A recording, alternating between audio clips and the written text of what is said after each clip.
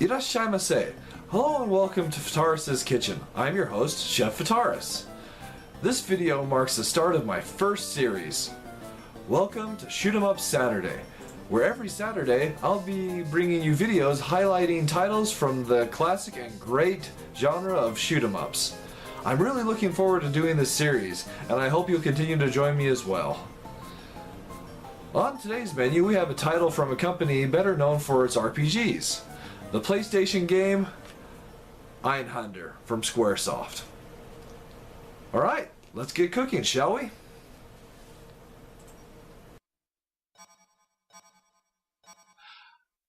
Alright, here we are, Einhander, released by Square in 1997. Let's go ahead and fire it up.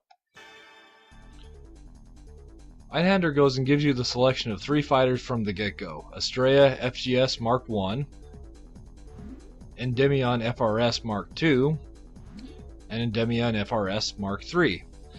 For this playthrough, I'm going to go and be using the Endymion FRS Mark III, even though my preferred is the Estrella Mark I. This is the most basic fighter that the game goes and gives you. It's equipped with 2 machine guns and has the ability to go and equip 1 gun pod on the manipulator.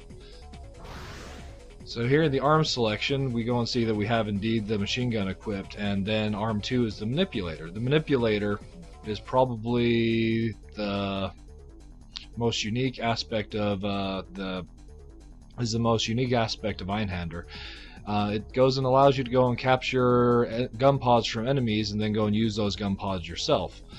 So your arsenal is ever changing throughout the course of the stage. It's actually a really fun concept to go and use. Alright, so here we go. Let's go and give it a shot.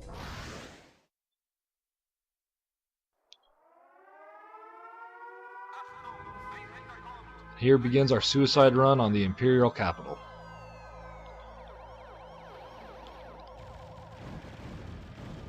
So the game is presented in a 3D with 3D graphics, but your movement plane is always restricted to 2D. So even though it might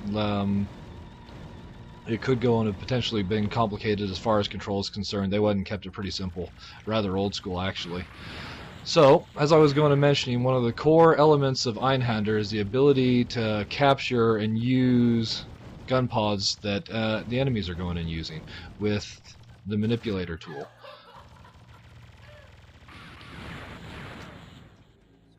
So as enemies are incapacitated, you'll have a brief window of opportunity to go and be able to equip the gun pods that they go and have themselves with the manipulator arm.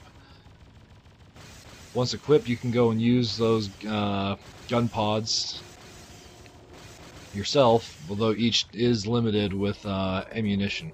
So the one I have equipped right now is the cannon. It's basically a really high-powered shot that can go and do a great amount of damage to an enemy.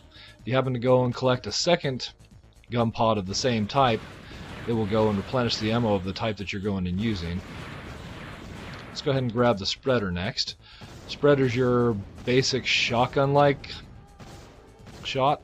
It goes and fires out in kind of a nice fan pattern. One thing that's interesting about the spreader is if you go and have it equipped below you, it fires in front, but if you put it on top of you, as the manipulator allows you to go and do, it fires behind you, which does me absolutely no good against this mini-boss. So, let's see if I can take this guy down. If I remember correctly, this guy's name is Griff.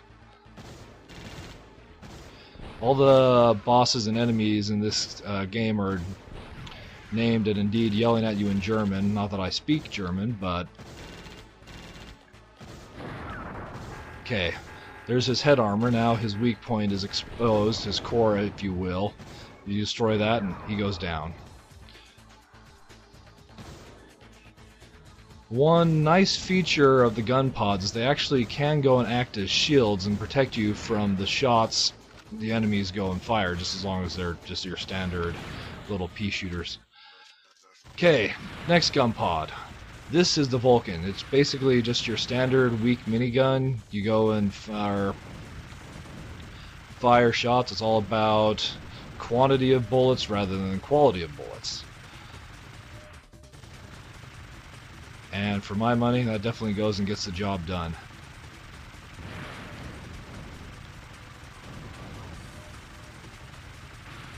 Although maybe the cannon might be a better choice here. So one fun aspect of the use of the manipulator, depending on which side of the ship you've equipped your weapon, sometimes the weapon behavior or the weapon angle will go and change. In the case of the cannon and the Vulcan, it's just simply the angle that it fires at is different, but the Wasp here is significantly different. Alright, we're already to stage 1 boss. Drashe, or Dragon. If I have mispronounced that, I apologize. Once again, like I said, I don't speak German. But anyway, we're out. With the Wasp equipped on the bottom, it goes and fires just a powerful but unguided missile. Whereas if you were to switch it to the top, it goes and fires a weaker but homing missile. So for the case of going and defeating Drosh here, we'll definitely want to put it on the bottom.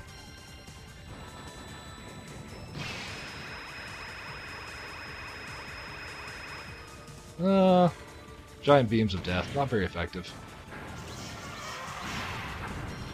Right, the head's down. Now we just need to go and focus on defeating the weak points.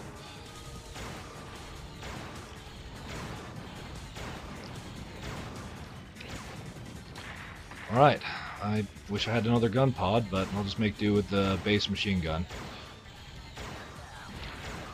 Alright, the weak point is fully exposed. One thing that's definitely great about this particular game is the soundtrack. It goes and has an awesome techno-ish soundtrack to it. The track during this boss fight in particular is actually one that I greatly enjoy, though, you know, just due to the usual YouTube concerns, I'll go ahead and keep the volume on it low. Come on, you know you want to go down. A few more shots? Maybe. There he goes. And that is the end of stage 1.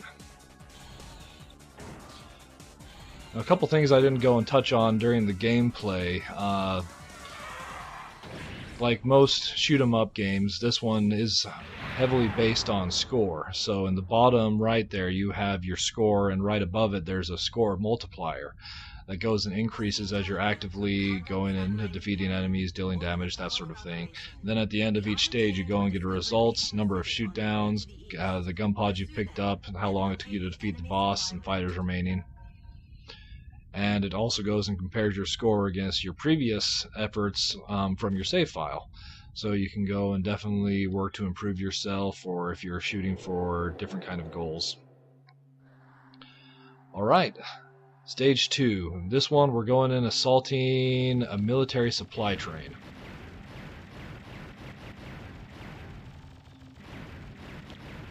It also goes and provides some new gun pods, so I'll keep on going over some as we go past.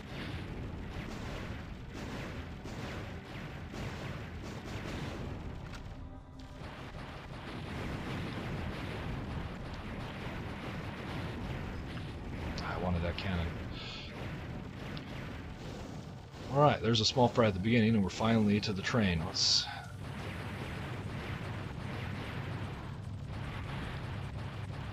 go hit it up with the wasps a little bit. No real damage like done there to that first train. I'm like our first train car. I'm not really sure why they just ditched it like they did, but whatever. And this particular train car is actually a really great place to go and stock up on ammunition. There's all these little turrets that go and pop out of it, equipped with different gun pods. So, like this, I'm now up to 64 rounds of cannon ammo, which is really powerful. Well, I think that's a good place to move on. Let's go ahead and defeat this thing, and maybe not.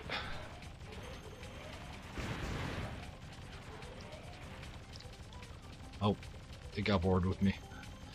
That's a little bit sad, but I guess I can go and deal with the disappointment.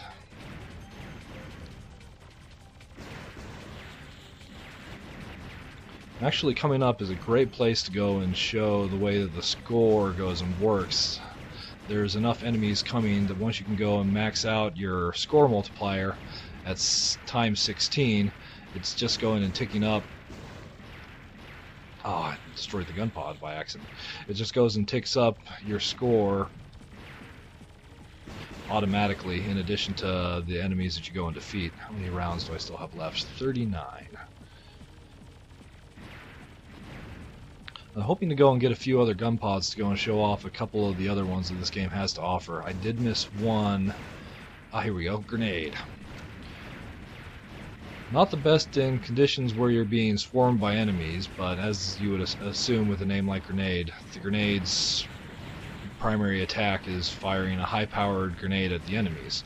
It's great for bosses and certain stages. Below it fires behind, let's see above it fires in front. Now here's another interesting one, the Hedgehog. Its application is definitely harder to go and use, as below you it goes and fires almost, how best to go and describe it, like a black hole, oh dang it, like a black hole bomb that goes and deals heavy damage, but with it only able to go and fire above and below you, its applications are really limited. It does work well on bosses though. Okay, where did it drop me off? Okay, right before that train car that I died at. Which is good. Let's go ahead and get some ammo. Maybe I'll stockpile the weak Vulcan this go around.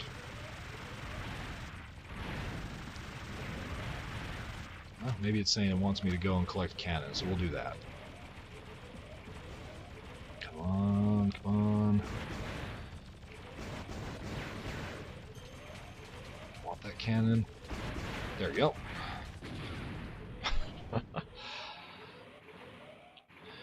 It is a more difficult shooter in that there's only one hit and you're out. It doesn't matter the kind of projectile. It is possible, as I mentioned earlier, to use the gun pods as a shield, but that's really your only defense. So much in the way of skill and concentration is needed to go and really progress in the game.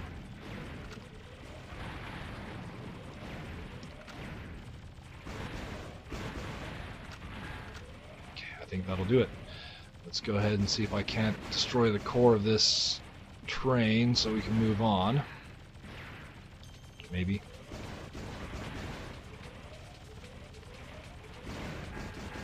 Got it. Alright, and if I am not mistaken, I believe that goes and brings us to Stage 2's mini-boss.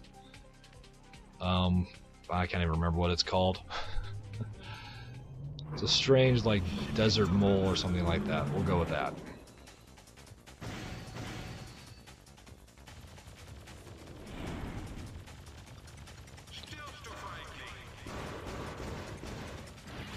Right, his attacks primarily with missiles and cannon fire, but he also does that.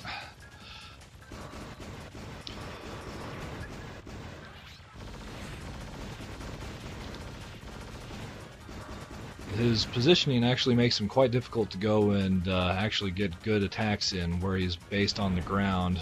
An angled weapon like the Vulcan might actually have been a good choice, save for the fact that the shots are weak. I'm actually nearly out of... Oh. Well, that's unexpected. I already got him. Awesome. I'm nearly out of cannon shots anyway, so I'm glad he went down when he did. Alright. We'll go and use the trusty Vulcan to get us through this next section.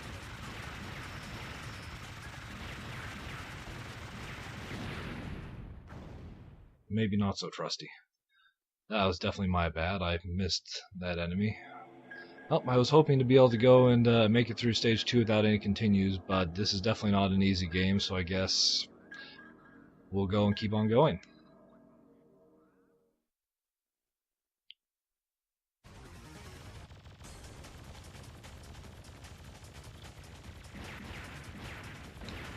Like many score attack games, it goes and basically only counts your first continue.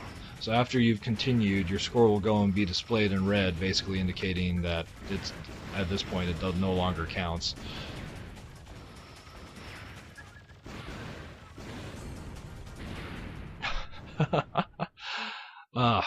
Drones.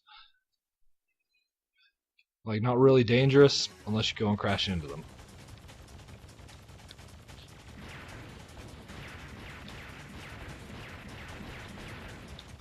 Alright.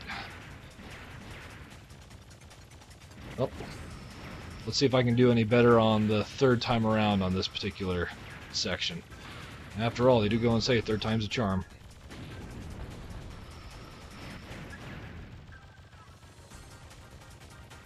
Now, each gun pod definitely has its advantages and its disadvantages, and depending on your playstyle, you might go and prefer one over another.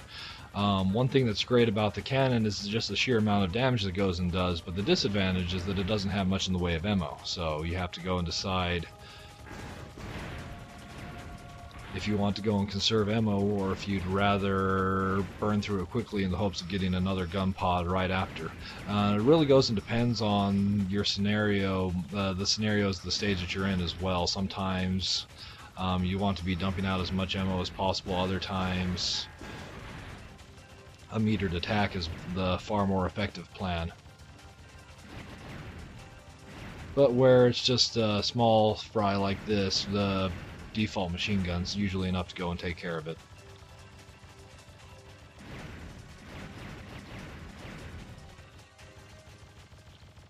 Alright. We're coming up on stage 2's boss, Spinne, or Spider. Once again, that was probably horribly butchered, but see previous disclaimer.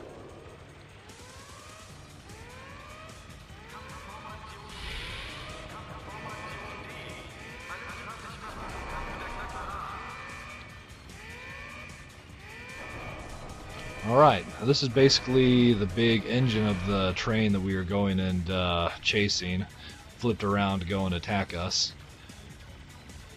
Its main feature, you've got the center core there, but it also has these sets of 4 arms with really big weapons that it's trying to go and attack us with. Fortunately, we can go and fight back on those, against those. As the arms go and fall off, it also gives us the opportunity to go and acquire the gun pod that they were going and using to continue our assault with.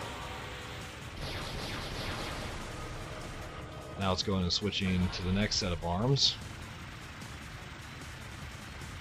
giving us an opportunity to get some shots in while it does so.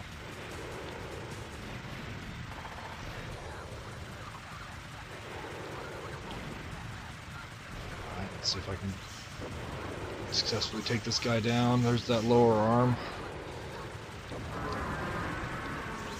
Uh-oh, looks like I've got an enemy behind us too.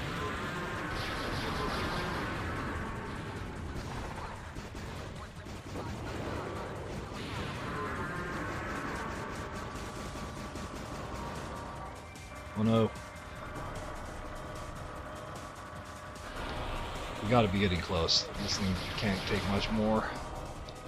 Come on. Just fall, just fall.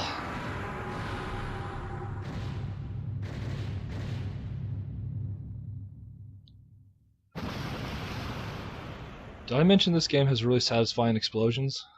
Or at least satisfying to me. Hopefully they are to you as well. Alright. Well, that's the end of stage 2. I'll go ahead and end this video here. Thank you so much for going and joining me for my first episode of Shoot 'em Up Saturday. I really appreciate you coming to go and view the video with me, and I really do hope that you'll go and come again. Thank you very much.